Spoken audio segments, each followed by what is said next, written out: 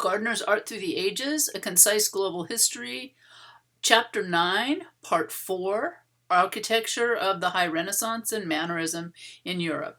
I'm Julia Schlosser. All right, so architecture during the High Renaissance, consistent with the humanist interest in classical antiquity. And again, remember, this is this looking back to the philosophy, to the art, to the architecture of ancient Greece and Rome. Architects and patrons alike turned to the buildings of ancient Rome for inspiration. There they discovered the perfect prototypes for the domed architecture that became the hallmark of the 16th century. All right, in Italy, so the leading early Cinquecento Italian architect was Brahmanti, who championed the classical style of the ancients and favored the central plan for churches. In Il Gesù, so literally Jesus' name, the church, Giacomo della Porta introduced a widely influential plan for Basilican churches. So this is a broad nave and side chapels instead of aisles. And all right, I'm just showing you. So this is Michelangelo's plan for St. Peter's, the new St. Peter's in Vatican City. And there it is, St. Peter's. And all right. So for Brahmanti, the leading early Cinquecento proponent of this classical revival style was Brahmanti. He lived from 1444 to 1514. He was born in Urbino and he trained as a painter. Brahmanti went to Milan in 1481 and, like Leonardo, he stayed there until the French captured the city in 1499. In Milan, Brahmanti abandoned painting. He gave it up, and under the influence of Brunelleschi, Alberti, and perhaps Leonardo, developed the high Renaissance form of the central plan church. Brahmanti's first major project was the architectural gem in Rome known as Tempietto, so named because to contemporaries it had the look of a small ancient temple. In fact, the round temples of Roman Italy proved the direct models for the lower story of Brahmanti's little temple. Standing inside the cloister of San Pietro in Montorio, overlooking the Vatican, the little temple marked the presumed location of St. Peter's crucifixion. So this is where people thought that St. Peter was crucified. Brahmanti planned, though never built, a circular colonnaded courtyard to frame the temple. His intent was to coordinate the Tempietto and its surrounding portico by aligning the columns of the two structures. The design is severely rational and features a stately circular stylobate. So this is like a step temple platform and austere Tuscan columns. Brahmanti achieved a wonderful balance and harmony in the relationship of the parts, so the dome, the drum, and the base, to one another and to the whole. Conceived as a tall domed cylinder projecting from the lower, wider cylinder of its colonnade, the temple is in some respects more a monument than a building. Brahmanti's sculptural eye is most evident in the rhythmic play of light and shadow around the columns and balustrade and across the deep-set rectangular windows, alternating with shallow, shell-capped niches in the walls and drum. And although the Tempietto, superficially at least, may resemble a Greco-Roman tholos or the circular shrine, and although antique models provided the inspiration for all its details, the combination of parts and details was new and original. So it was based on something from the past, but he created something new and original.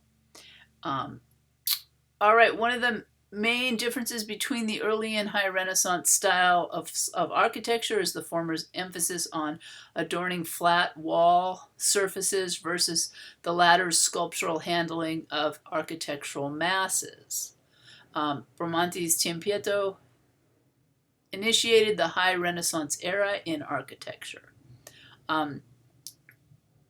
Palladio, a brilliant theorist as well as a major later Cinquecento architect, included the Tempietto in his survey of ancient temples because Brahmanti was, quote, the first to bring back to light the good and beautiful architecture from that antiquity to that time had been hidden. Round in plan and elevated on a base that isolates it from its surroundings, the Tempietto conforms to Alberti and Palladio's strictest demands for an ideal church. All right, and now we're moving on to Michelangelo's St. Peter's. And there's the floor plan. All right, so the new St. Peter's, one of the most important artistic projects that Julius II initiated was the replacement of the crumbling basilica of Old St. Peter's with a grandiose new church that suited the ambitious Pope's vision of the Renaissance papacy. So he wanted a new church to celebrate the way he thought that the popes should rule during the Renaissance. Julius dreamed of gaining control over all Italy and making the Rome of the popes the equal of, if not more splendid than, the Rome of the Caesars. So he really is thinking about rebuilding the city, to the glory of ancient Rome, of Rome the way it had been under the Caesars. Like its Constantinian predecessor, the new building was to serve as martyrium to mark the apostles' grave. So again, this is to mark St. Peter's grave and to hold relics to the saint. But Julius also hoped to install his own tomb, which would have been designed by Michelangelo, in it.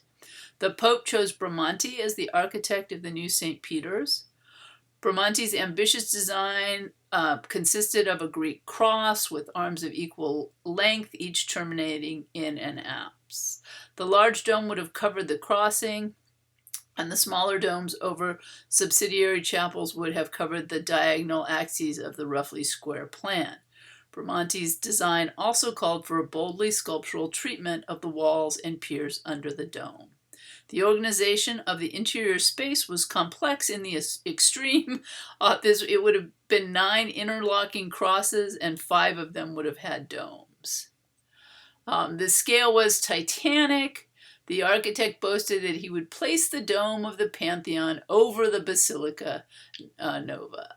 During Brahmanti's lifetime, construction of the new St. Peter's did not advance beyond the erection of the crossing piers and the lower choir walls. This is the problem with these huge projects. People don't live long enough to actually, see them completed. After his death, the work passed from one architect to another, and in 1546 to Michelangelo, whose work on St. Peter's became a long-term show of dedication, thankless and without pay. Among Michelangelo's difficulties was his struggle to preserve Brahmanti's central plan design, which he liked, but which was difficult for him architecturally. He carried his obsession with human form over to architecture and reasoned that buildings should follow the form of the human body. This meant organizing their units symmetrically around a central axis as the arms relate to the body or the eyes to the nose. And this is something that he wrote. He says, quote, "For it is an established fact that the members of architecture resemble the members of man. Whoever neither has been nor is a master at figures, and especially at anatomy, cannot really understand architecture." So for Michelangelo, everything relates to the body, even a building, right? He says, if you don't understand anatomy, you can't really understand architecture. In his modification of Brahmanti's plan, Michelangelo replaced the complex interlocking crosses with a compact dome Greek cross inscribed in a square and fronted with a double-columned portico. His treatment of the building's exterior further reveals his interest in creating a unified design. Because of later changes to the front of the church, the west apse and offers the best view of Michelangelo's style and intention. His design incorporated a colossal order. the two-story pilasters first used by Alberti at San Andrea in Mantua. The giant pilasters seem to march around the undulating wall surfaces, confining the movement without interrupting it. The architectural sculpturing here extends up from the ground through the attic stories and into the dome and the drum, unifying the whole building from base to summit. So again, for Michelangelo, he's really interested in integrating everything and making it unified. The domed west end, as majestic as it is today and as influential as it has been on architecture throughout the centuries, is not quite as Michelangelo intended it. Originally, he had planned a dome like the one that Brunelleschi had designed for the Duomo in Florence, but in his final version, he decided on a hemispherical dome to temper the verticality of the design of the lower stories and to establish a balance between dynamic and static elements. However, when Giacomo della Porta executed the dome after Michelangelo's death, so the first, architect, Brahmanti, didn't live long enough, and then Michelangelo didn't live long enough to finish it, and so the last architect restored the earlier high design, ignoring Michelangelo's later version. He probably believed that the dome would provide greater stability and be easier to construct. And the result is that the dome seems to rise from its base rather than rest firmly on it. And so we think Michelangelo might not have approved of that. All right, so that's the new St. Peter's. And now we're going to move on to Il Gesù, which again stands for Christ's name. And you can see here on the front the letters in Latin, the IHS, which would have spelled Jesus' name, and then the name of the patron of the church here on the facade, and then you can see in the plan for the interior of the church. All right, so the activity of the Society of Jesus, which was known as the Jesuits, was an important component of the Counter-Reformation. Ignatius of Loyola was a Spanish nobleman who dedicated his life to the service of God. He founded the Jesuits in 1534 with preaching and missionary work as the key components of their spiritual assignment. So again, this is a group of monks known as the Jesuits, and they were very important in kind of bringing about the Counter-Reformation. In 1540, Paul III, so remember Paul III was the Pope during the beginning of the Counter-Reformation. He formally recognized the Jesuits as a religious order, and they soon became the Pope's invaluable allies in this Vatican's quest to reassert the supremacy of the Catholic Church. So remember that during the Protestant Reformation and the Counter-Reformation, people are leaving the Catholic Church and they're joining these Protestant faith communities, right? And so the Jesuits helped the Catholics kind of retain their membership and reassert the supremacy of the Catholic Church. Particularly successful in the field of education, the Jesuit order established numerous schools. So if you can teach children, you can teach them to believe in Catholicism. And I'm not saying there's anything wrong with schools or education, but it is a way, if you teach religion to children, then you can be much more assured that they will grow up and continue to attend the Catholic Church. In addition, its members were effective missionaries, and they carried the message of Catholicism to the Americas, to Asia, and Africa. The Jesuits also made their mark in the history of architecture with the construction of Il Gesù, or the Church of Jesus, it's simply his name, in Rome. The mother church of the Jesuit order was the most important architectural project of the later 16th century and had an enormous influence on church design, in the succeeding Baroque era.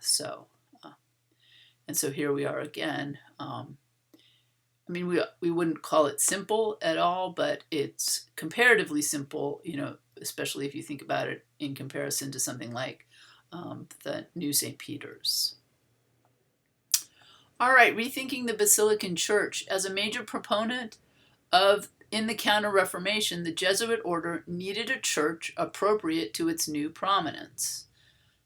In 1568, with the financial backing of Cardinal Alessandro Farnese, so he was the patron, right? The order turned to Giacomo da Vignola, who designed Il Gesu's plan, and Giacomo della Porta, who was responsible for the facade. And then, of course, he later designed the dome of St. Peter's. The plan of the Church of Jesus is a monumental expansion of Alberti's scheme for San Andrea, and was based on San Andrea by Alberti.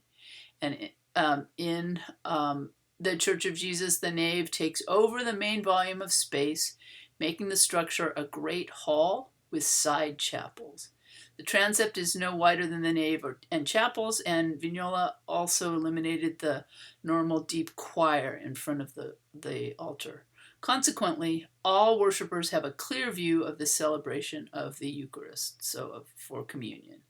The wide acceptance of his plan in the Catholic world, even in modern times, speaks to its suitability for the performance of Catholic rituals. So they're really thinking about the space of the church and what's going to happen there, and making the architectural details work for what's going to happen in the church.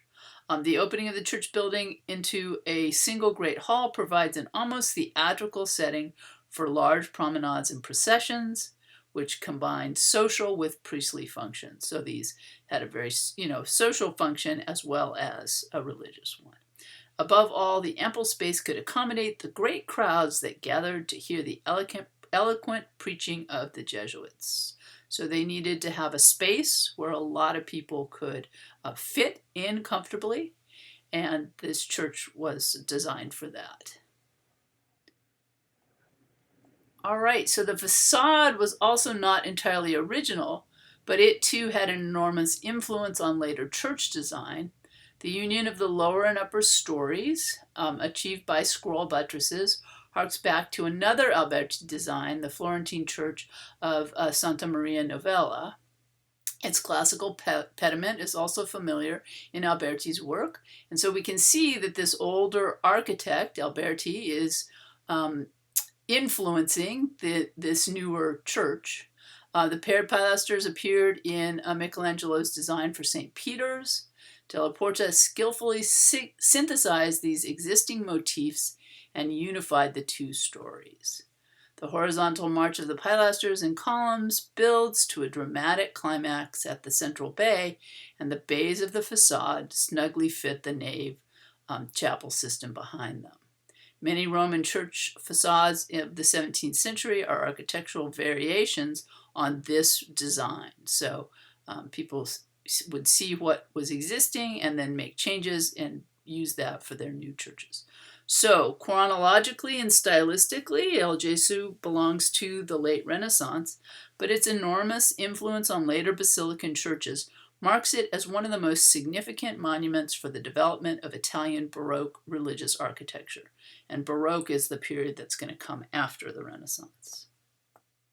All right, so we'll finish up looking at Mannerism. Mannerism emerged in the 1520s in Italy as a distinctive artistic style in reaction to the high Renaissance style of Florence, Rome, and Venice. The term derives from the Italian word maniera, meaning style or manner. Art historians usually define style as a characteristic or representative mode, especially of an artist or period, but the term can also refer to an absolute quality of fashion, saying someone has style. Mannerism's style or representative mode is characterized by style, being stylish, cultured, or elegant. And among these features most closely associated with Mannerism is artifice. So, of course, all art involves artifice in the sense that art is not natural, it's something fashioned by human hands. But many artists, including high Renaissance painters such as Leonardo and Raphael, chose to conceal that artifice by using devices such as perspective and shading to make their representations of the world look natural. In other words, they are painting the world, but they're trying to make it look like what you would see, right? They're not trying to make it look different or artsy in some way. They're trying to make it look like what we see when we look out onto the world. In contrast, Mannerist painters consciously revealed the constructed nature of their art.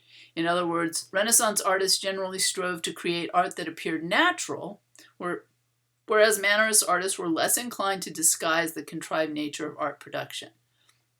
That is why artifice is a central feature of discussions about Mannerism and why Mannerist work can seem appropriately mannered. The conscious display of artifice, in other words, they're really playing up the fact that they're making a picture, but it's a picture that does not necessarily reflect what they see out in the world. So they have imbalanced compositions, unusual complexities, both visual and conceptual. Ambiguous space, departures from expected conventions, and unique presentations of traditional themes also surface frequently in Mannerist art. All right, the Holy Roman Empire, the extraordinary flowering of art and architecture in Cinquecento Italy unfolded against the tumultuous backdrop of the split in Christendom between Catholicism and Protestantism. So, now I think we kind of just accept the fact that we have, some people are Catholic, some people are Protestant. Of course, there are many, many other religions, but in Christianity, we just kind of accept that. But when this split happened, it was really a big deal, and lots of wars were fought, and it was not just an easy thing. Prominent theologians, most notably Martin Luther. Martin Luther lived from 1483 to 1546, and John Calvin in the Holy Roman Empire directly challenged papal authority. And this is really a big deal. The Pope had so much power back then, and so it was a big deal for them. The ideas of Martin Luther eventually led to a prolonged war between Protestant and Catholics, and lots of people died. Their major concern were the sale of indulgences. So for the Catholics, if you sinned and you had enough money, you could reduce the time that you would spend in purgatory by paying the church money. And this was a great way for the church to earn money and a great way for people to feel that they could excuse their behavior. And the problem, of course, was if you didn't have money, you were just stuck with the consequences of your actions. You couldn't buy your way out of it. And so this became a really a big deal for the people who eventually became Protestants. And also about nepotism. So this is the appointment of your relatives. So if you were in the church in a particular position, you could appoint all your relatives to important positions. And people said, well, that's not fair. That's shutting out a lot of other people who might be equally qualified for the job. So those were some of the concerns that Martin Luther had. Particularly damaging was the perception that Roman popes concerned themselves more with power and material wealth than with the salvation of the faithful. And again, we see, in people like Julius II, who was very concerned with consolidating power and wealth. And people said, well, the Pope is not supposed to be concerned with that. And so that was another complaint. The fact that many 15th century popes and cardinals came from wealthy families, such as the Medici, intensified this perception. Protestantism, central to both Lutheranism and Calvinism, so these were two of the major Protestant sects that developed, was a belief, and obviously Lutheranism from Martin Luther, was the belief in personal faith rather than adherence to decreed church practices and doctrines. So again, they're saying we're not so interested in all these things, all these rules that the church has. We're going to focus more on our personal faith, our belief in God, rather than the rules of the church. Protestants believe that the only true religious relationship was the personal relationship between individuals and God. So in the Catholic Church, if you want to, to have your confession taken, or if there's a lot, if you want to have communion or whatever, you need a priest, you need the Pope, right? You need it in essence what's called an intercessor, right? Somebody who can communicate between you and God. And the Protestants were saying, yeah, no, we don't want, no, we're just going to say, personal prayer is going to be what we need to have a relationship with God. So again, these are really basic structural differences between Protestantism and Catholicism.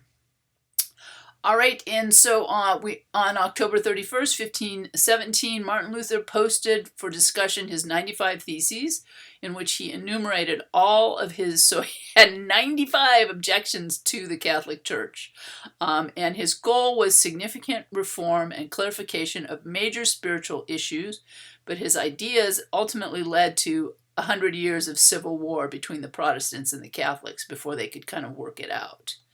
According to Luther, the Catholic Church's extensive structure needed to be gotten rid of. So, get rid of the bishops and the Pope, and it had no basis in the Bible. Well, at least that's what Martin Luther said. And for Martin Luther, again, he's going just back to the Bible, right, as the foundation for Christianity.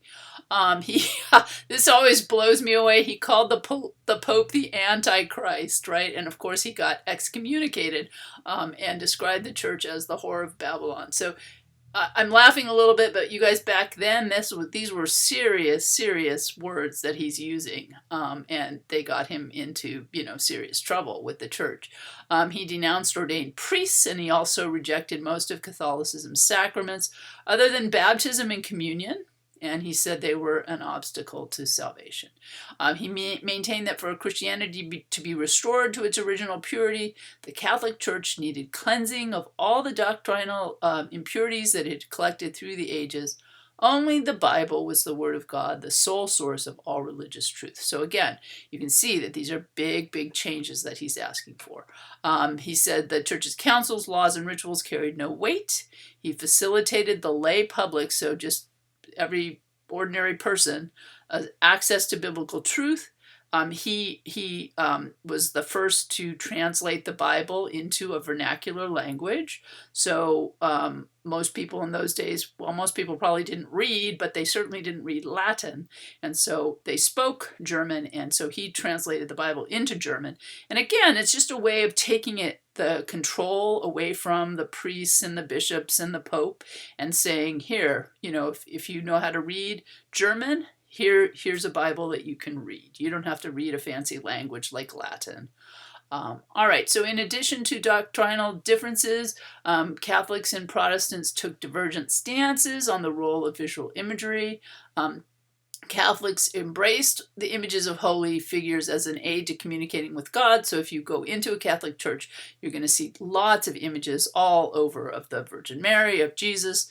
But for the Protestants, they don't really believe in images of Christ, the Virgin, or saints, right? They wanted people to just come into the church and to pray, and not to be, looking up at all these beautiful images. So even today, most Protestant churches are relatively bare. They don't have pictures as much. Unfortunately, I think for the loss of some of these, beautiful images, the Protestant concern over the role of religious imagery sometimes escalated to iconoclasm, which is the actual destruction of religious artworks. And they, especially in the Holy Roman Empire, people would go into these beautiful churches in Basel and Zurich, Strasbourg, in the 1520s, and destroy the statues and the stained glass and the paintings. And so, again, a loss for art historians and viewers. Okay, these strong reactions dramatically demonstrate the power of art and underscore the important role that art plays in society. All right, so in conclusion, during the High Renaissance, which we said was 1500 to 1520, and the Late Renaissance, 1520 to 1600, the major Italian artistic centers were Florence, Rome, and Venice. Whereas most Florentine and Roman artists emphasized careful design, preparation based on preliminary drawings, which we said was disegno, Venetian artists focused on color and the process of paint application and took a poetic approach to painting.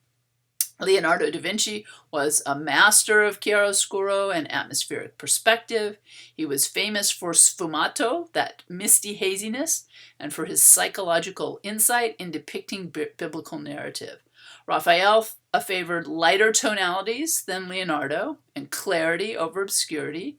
His statuesque figures appear in landscapes under blue skies or in grandiose architectural settings rendered in perfect perspective, and that's his philosophy fresco, The School of Athens, is a great example of that.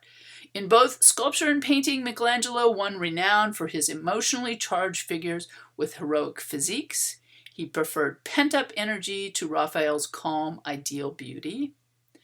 And the leading early Cinquecento Italian architect was Brahmanti, who championed the classical style of the ancients and favored the central plan for churches.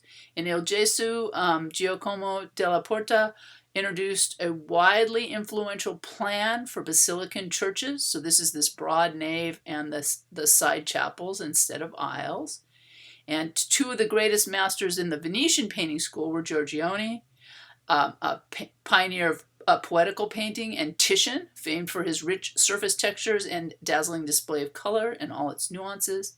Mannerism, which lasted from 1520 to 1600, was a reaction against the High Renaissance style. So remember, we talked about one generation of artists does something which is really great. The next generation of artists looks at them and says, we're going to do something different. You're my parents' generation. I don't want your style anymore. So we're going to see the pendulum swing back and forth. Mannerist paintings by Pontormo and Parmigianino feature elongated figures, ambiguous space, and an intentional departure from expected conventions. The leading Mannerist architect was Romano, whose designs represent a parody of Bramante classic style.